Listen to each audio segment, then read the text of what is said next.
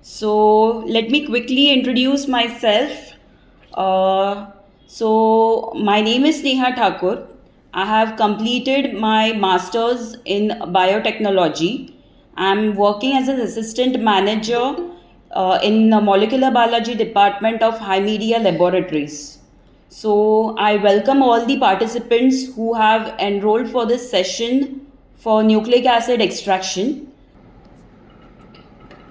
Okay, so let's begin with the presentation. So the topics that we'll be covering today is what is nucleic acid extraction, the type of nucleic acids, the steps that are involved in nucleic acid extraction, the different methods for nucleic acid extraction, and why nucleic acid extraction is necessary. So first we begin is what is a nucleic acid? Now, nucleic acids are macromolecules which are made up of many nucleotides which are responsible for storage and expressing genetic information. For example, the color of your eyes, the texture of your hair, the color of your skin is all determined by these nucleic acids. Now, nucleic acids are of two types, DNA and RNA. In the later slides, we'll be discussing more about DNA and RNA. Now, in my previous definition for nucleic acids, we have mentioned nucleotide. Now, what is a nucleotide? Nucleotide is the basic building block of nucleic acid. It consists of a sugar molecule which is attached to a phosphate group and a nitrogenous base. So first we begin with who discovered nucleic acid. So Mr. Frederick Meister was a scientist who was working on the nuclei of white blood cells found in pus. So at that time he found out that there is a substance which contains both phosphorus and nitrogen. So he named this substance as nuclein, which we now call it as nucleic acids. So we very well know that James Watson and Francis Crick are known as the fathers of DNA. Their major contribution is towards a discovery of DNA for the double helix structure, for which they have received a Nobel Prize.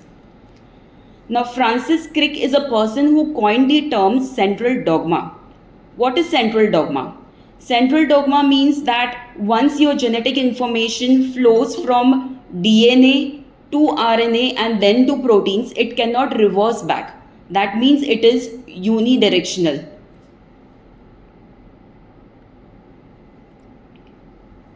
Next, we look at what is DNA. Now, DNA, as we all know, stands for deoxyribonucleic acid. It carries genetic material which is used for building and maintaining an organism. Now, what is DNA made up of? DNA is made up of, as you can see in the diagram, there is a sugar molecule, a phosphate group, and 4 nitrogenous bases. These 4 nitrogenous bases are cytosine and thymine, which are known as pyrimidines, since they have a single ring structure, and adenine and guanine, which are known as purines, they have a double ring structure. Now in the slide you can see this is guanine, which has 2 rings, whereas in case of cytosine there will be just a single ring. Now these nucleotides are attached to sugar phosphate backbone by phosphodiester bonds. Next we move on to who discovered RNA. Now RNA was discovered by various scientists. It was first coined by Dr. Walter Siegfried Albert in the year 1909. He was a German biochemist who discovered that RNA is a molecule different from DNA. In 1930, James Summer and John Northrop demonstrated that RNA is a molecule capable of acting as an enzyme. Then later on in 1950, Severo Ochoa, a Spanish biochemist, demonstrated synthesis of RNA in vitro, which led to the study of RNA in a laboratory. So what is RNA? RNA is ribonucleic acid, and it is required to define the process of life like protein synthesis and gene regulation. Now what is RNA made up of? RNA, unlike DNA, has a single strand, and it also has a sugar molecule, a phosphate group, and 4 nitrogen bases. Now in this case, the pyrimidines are cytosine and uracil, which have a single ring structure, as you can see in the figure, and purines are adenine and guanine, which have a double ring structure.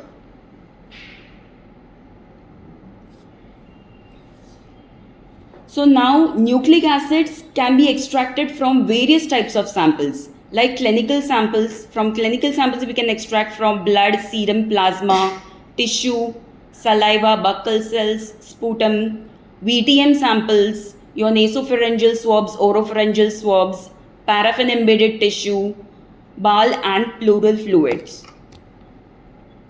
Apart from clinical samples, we can also extract nucleic acids from microbiome samples such as bacterial cells, fungus, yeast, soil, water. Next, we can extract nucleic acids from different plant parts such as the flowers, seeds, leaves, midrib, stem, root, and other kinds of samples like insects, food, forensics, etc. So forensics will be later on covered by Dr. Arun. So you will understand forensic. You will understand forensic in the later session.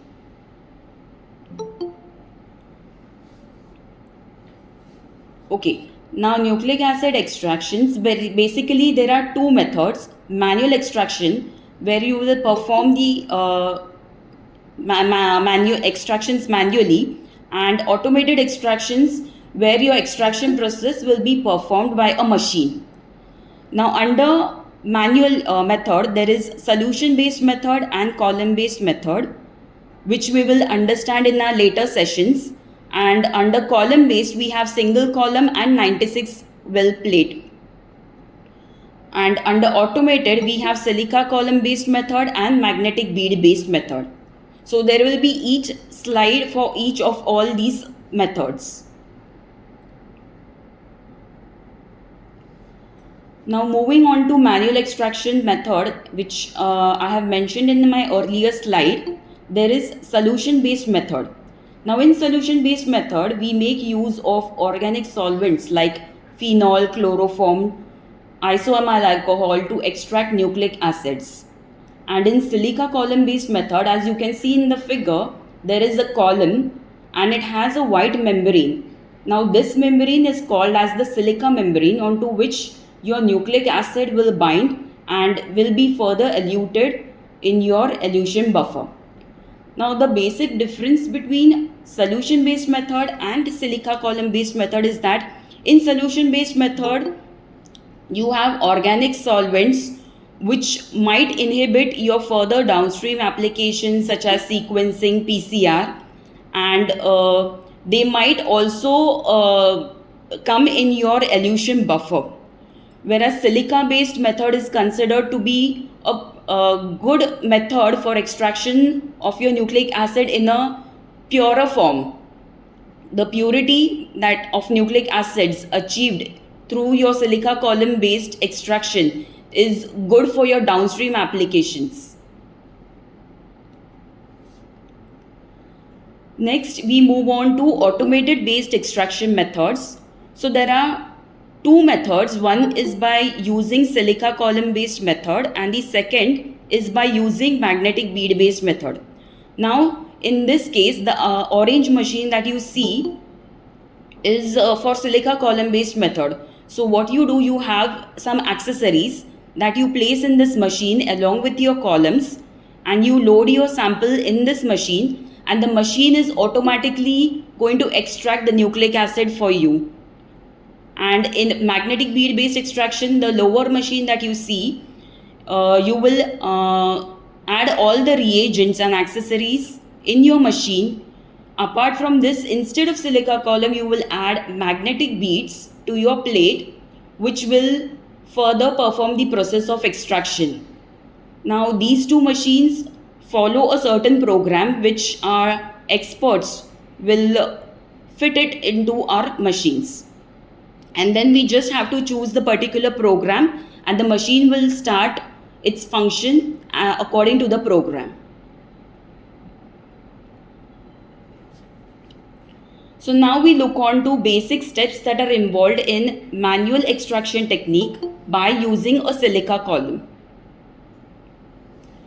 So first is the lysis step.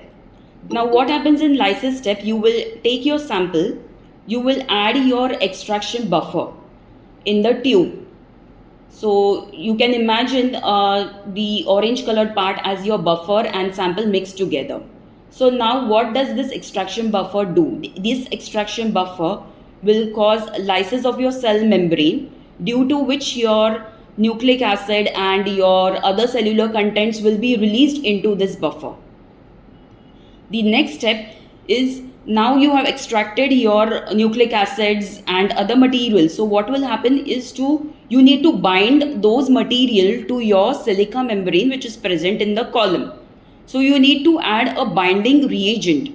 So you will add a binding reagent to your column. So you can see the DNA is attached to the silica membrane and the lysate is in the column.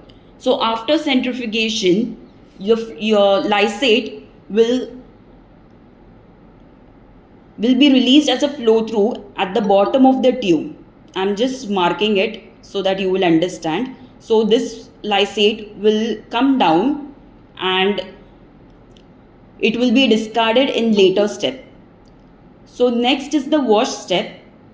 In washing step, you will add wash solution. So all your other cellular contents which is not required other than your nucleic acid will be washed off from your sample. And the last step is your elution step, where you will add your elution buffer to release nucleic acids from the column to your elution buffer. And the final thing that you get is your eluate, pure eluate containing pure nucleic acids. So next we move on to, now we have looked how a silica column works. Now we will see how magnetic beads work. So the first step is the lysis step. Again, you will add your sample, you will add your extraction buffer. So your nucleic acids will be released into the buffer along with the impurities. Now you can see the triangles are the impurities and the rectangle ones are your nucleic acid. So next step is the binding step, where you will add your magnetic beads into your buffer, into your tube, sorry. So your magnetic beads will absorb nucleic acids and your impurities will remain free flowing in your tube. The next step is the wash step. Now what happens in wash step is that you will apply a magnetic field. You can see there is a magnet. So these magnetic beads will get attracted towards this magnet along with the nucleic acids, and your impurities will be free flowing in your wash buffer. So next thing, you will aspirate your wash buffer, you will discard the wash buffer and you will perform a second wash just to ensure that any of your impurities, if there are left out, they will just be removed in your second wash. So again, if you apply magnetic field, the magnetic beads along with the nucleic acids will be attached, will be attracted towards the magnet.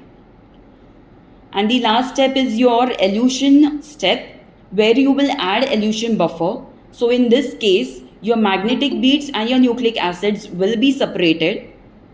And when you apply magnetic force, your magnetic beads will be attracted towards the magnet, and the remaining buffer, that eluate that you get, will contain pure nucleic acid, as it is shown in this figure.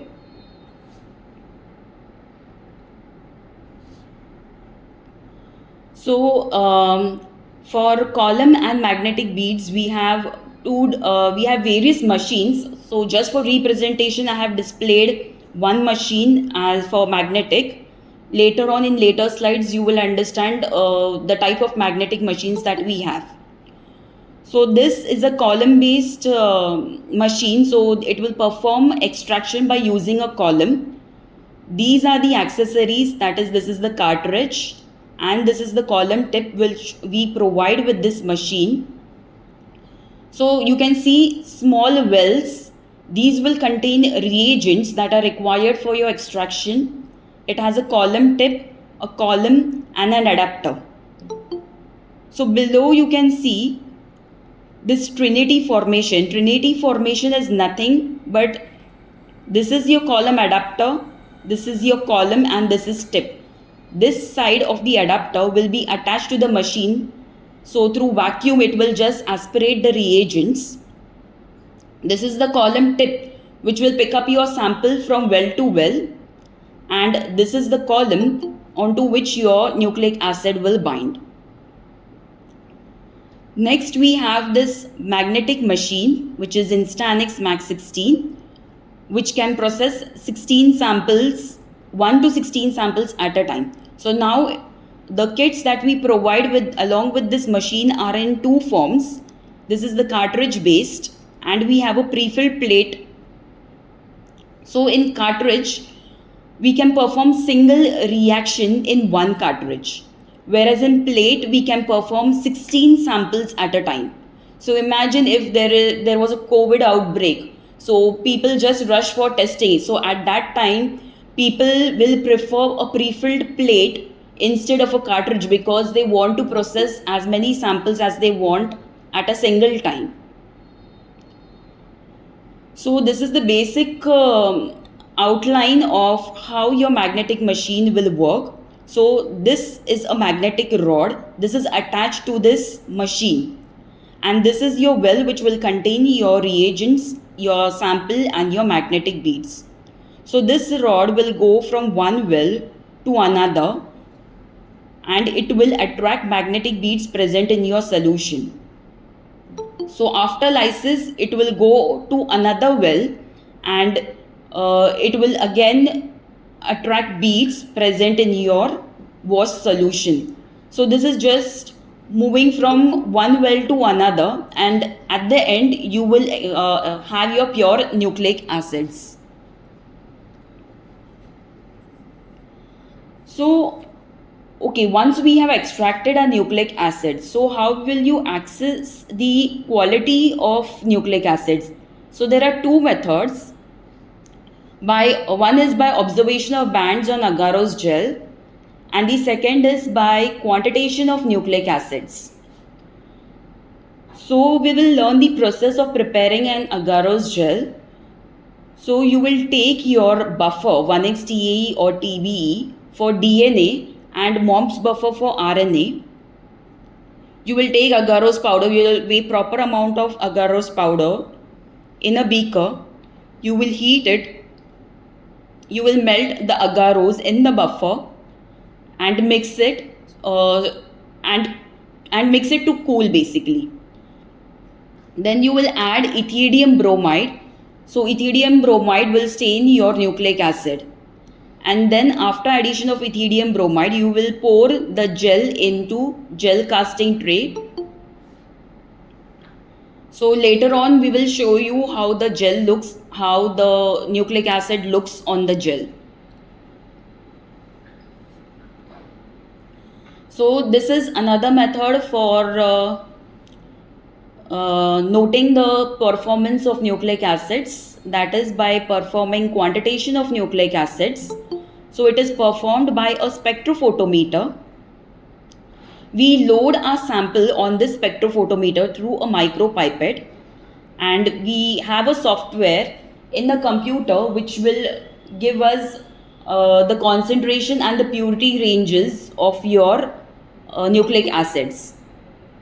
So for DNA, your yield will depend upon the sample type and the number of cells in your sample. The purity ratio for DNA absorbance 260 by 280 is approximately around 1.8. Now this purity ratio will define that your extracted nucleic acid is pure and can go ahead with the sequencing reactions.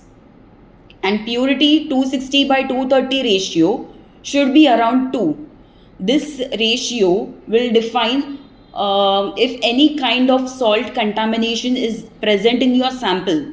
You will not have this range. So again, if it is out of range, you cannot go ahead with your downstream applications. Similarly, for RNA, the yield will depend upon the sample type and the number of cells in your sample. Purity ratio absorbance 260 by 280 is approximately around 2, and purity 260 by 230 should also be approximately around 2.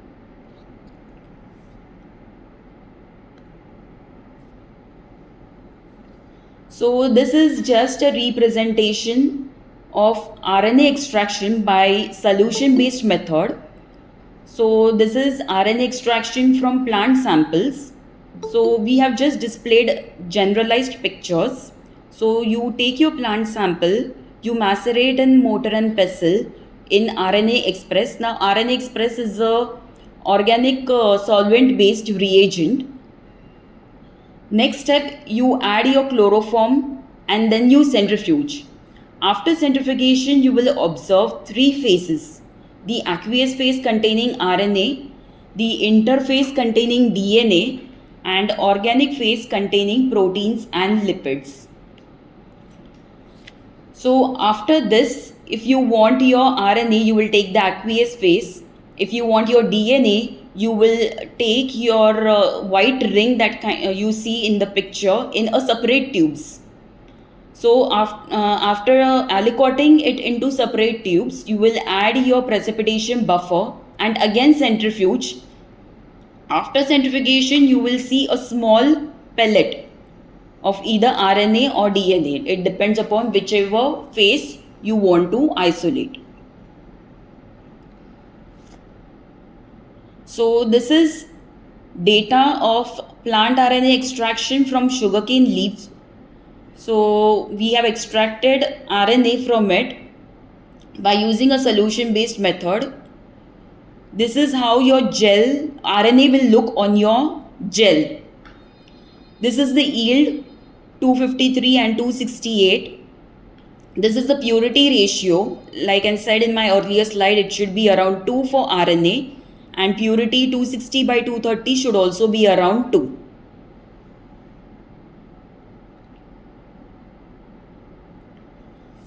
Now this is a representation of blood DNA extraction by using silica column based method.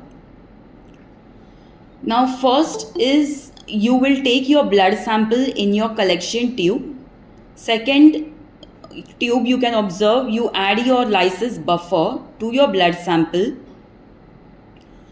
Third step is your addition of binding buffer so that your later on step your DNA can bind to your silica membrane of the column.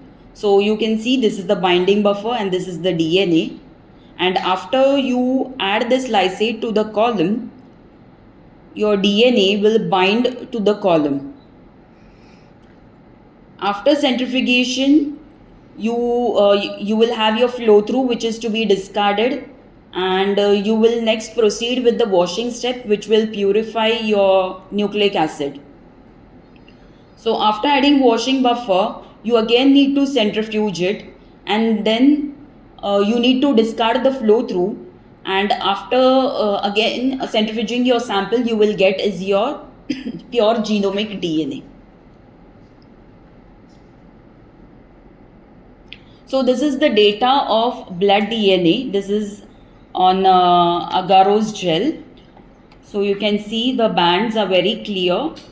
The yield we have mentioned, and also the purity ratios of A260 by 280 and A260 by 230 are in range.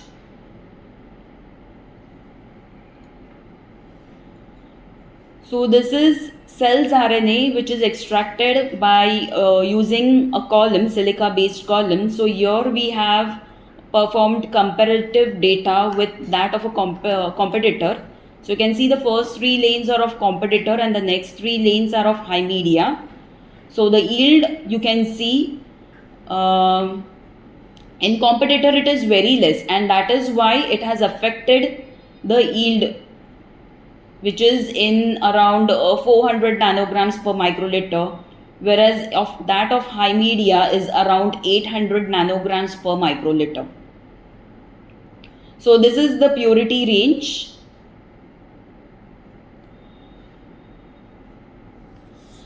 Now I would like to introduce to you to all the magnetic extraction machines that is available with Hymedia. The first is the Mag 16 machine. You can process 1 to 16 sample in this machine by using either the cartridge or a pre-filled plate.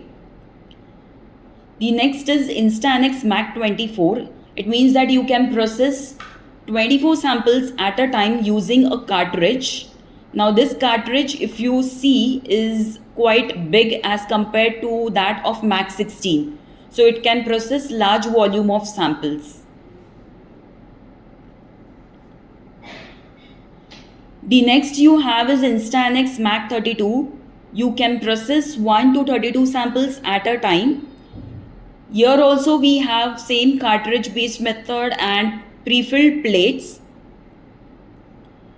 Next we have Instanex Mag 96 Plus. So you have pre-filled plates which can process 96 samples at a time. So if anyone is interested to process large amount of samples, they can always go with Instanex Mag 96. So now we will look into DNA. From now onwards, we will display all the results that we have obtained in our lab. So first is PCR data of DNA extracted from buccal swab. Now the target we have used is human housekeeping gene. Now the x-axis you can see is the fluorescence and the y-axis displays the CT value of your sample. So you can see yellow is the Hymedia and the brown lines are of competitor. So the early CT indicates that your kit is better than the competitor. It means that it is more sensitive towards the number of cells that are extracted in your samples. The next slide is PCR data extracted from plasma. Here also we have used human housekeeping gene. In this case also red is Hymedia and green is competitor. So Hymedia is giving better amplification as to that of competitor. You can see it is picking up quite early as compared to that of competitor.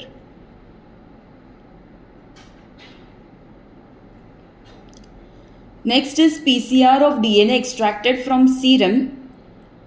Here black lines are of Hymedia and blue lines are of competitor. So here also you can see Hymedia is giving better amplification as to that of a competitor.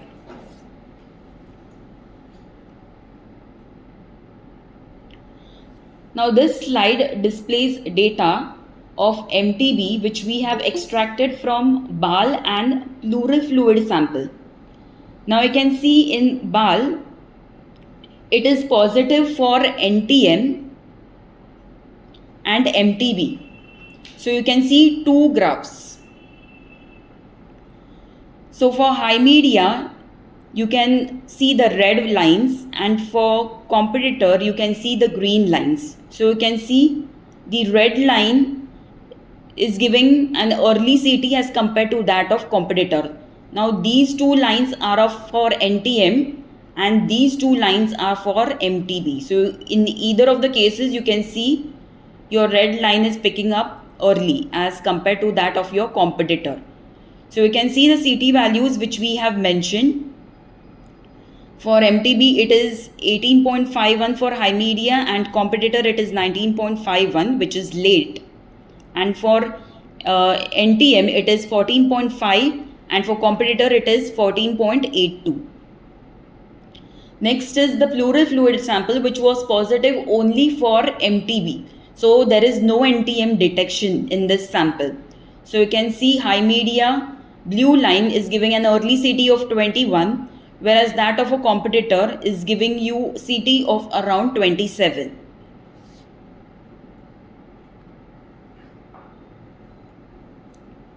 Next we move on to RNA.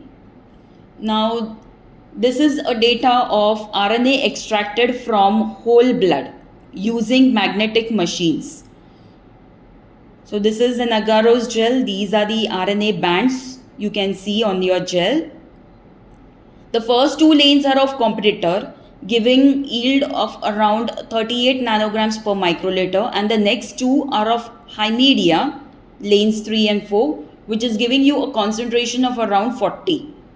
And you can see the purity ratios are also within the range for high media.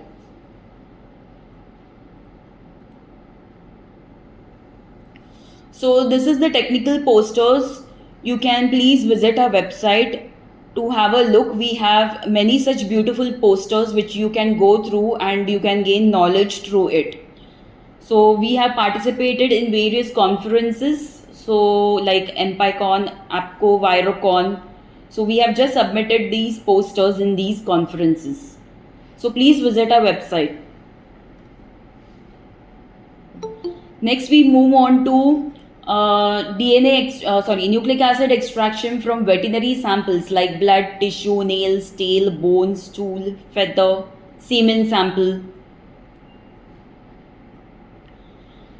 So this is the data of blood DNA which is extracted from various animals. You can see goat, cat, horse, dog, chicken, pig. So the first lane in each of the cases is of high media and the second lane is of competitor. So this is the quantitation data for the previous slide. So you can see for goat blood, the yield is around 47 and that of the competitor is around 36. You can also check the purity ratios. For dog blood, the yield is around 137.5 and that of the competitor is 127.3 and the purity is around 1.8, 260 by 280 and 260 by 230 is around 2.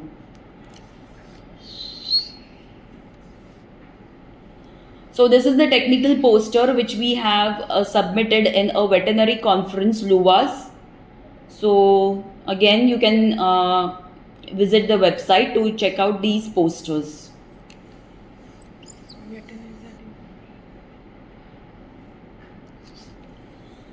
So next we move on to insect DNA extraction from various insects.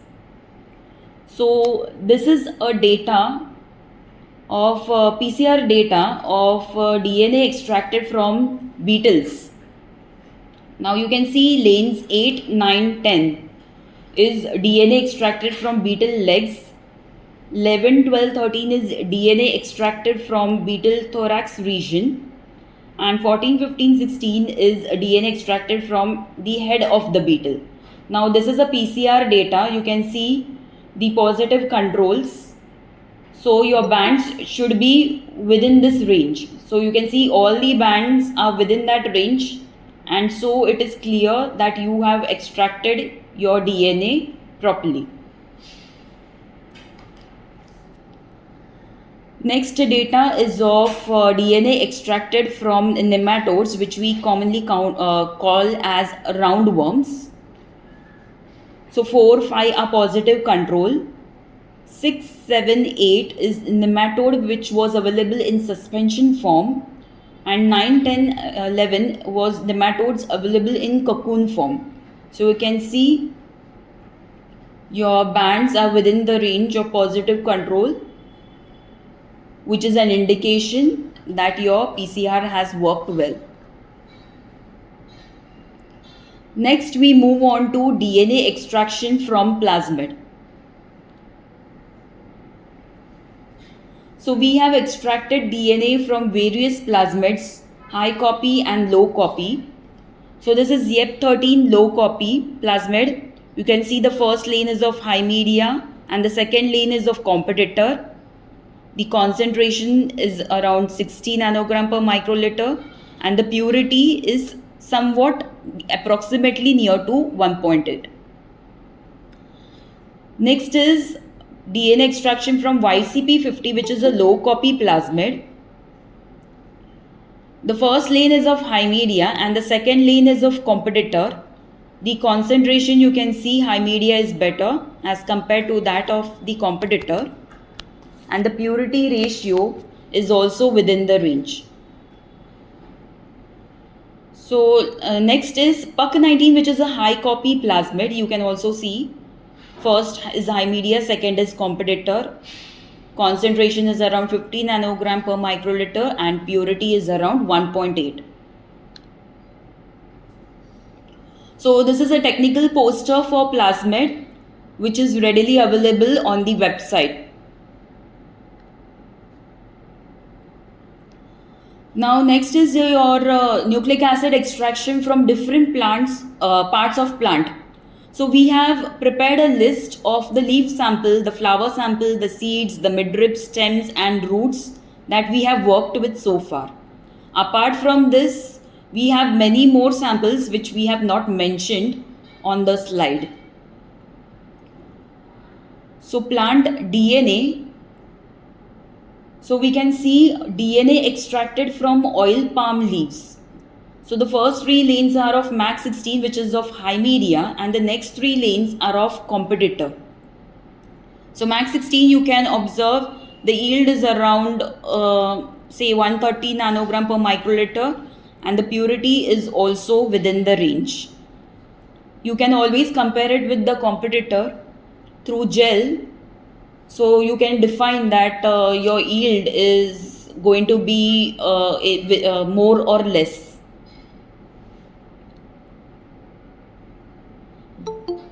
Next is RNA. So RNA we have extracted from sugarcane leaf. This is MAC16 high media and competitor. You can see a smeared pattern on the gel. Now this kind of RNA is not suitable for your downstream applications. We need intact bands like these.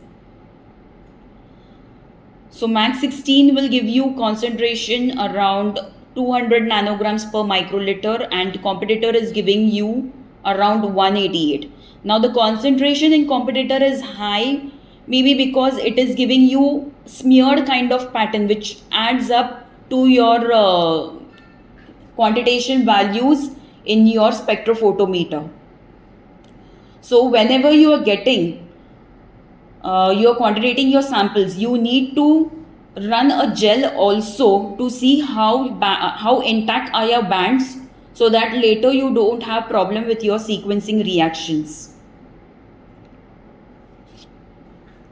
This is a technical poster on plant which you can observe on the website. Next is fungal and yeast DNA extraction. So this is DNA extracted from Trichoderma, which is a fungus. You can see the first two lanes you have big intact bands and the next two are competitor bands, which is giving you yield of around 100 nanograms per microliter, while that of high media is giving you around 150 nanograms per microliter.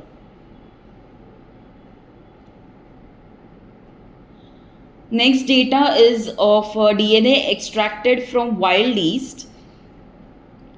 So the first two gel image is of high media and the next two lanes 3 and 4 are of competitor.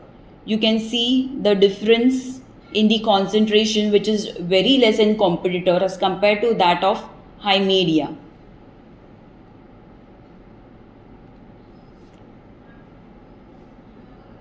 Next is we can also extract nucleic acid from your water samples to determine what kind of microorganisms are present in your sample or any kind of viruses are present in your sample. So this is your data for DNA extracted from water sample. In this case, we have spiked water sample with ECO 157 culture. We have extracted the DNA from this water sample and then later on we have performed PCR. So you can see pink lines are IC and your green lines are of target. So competitor is giving you a CT value of around 20 and high media is giving a CT value of around 21, which is almost similar for that of an IC, and for target it is 20 CT for competitor and 19 CT for that of Max 16. Next, we move on to DNA extraction from various fishes. So, we have performed DNA extraction from Indian salmon. The first 3 lanes you can see is of competitor, and the last 3 lanes, that is 4, 5, 6, is that of high media. You can see the concentration difference. And you can see all in the gel also the bands are big as compared to that of high media. Next, we move on to your last session as to why the nucleic acid extraction is necessary. So for research and development, it is very necessary to identify gene variations. It helps us to identify various diseases and also the treatments that we develop for it. It is necessary for development of new drugs and therapies. In diagnostic testing, like I said, it is necessary to identify pathogens like viruses or bacteria. So, for example, in COVID, you extract your RNA and then later on it is detected by PCR, which will determine whether that particular person is suffering from an infection of a COVID or not. It also helps to identify various genetic disorders like trisomy, infectious diseases, and cancer. Now, nucleic acid extraction is also necessary for forensic sciences. It helps in analyzing DNA, which is found in crime scenes, for paternity testing, and it also has other applications like for environmental monitoring, like water, your air samples, your soil samples. It is also necessary for GMO detection in food and feed.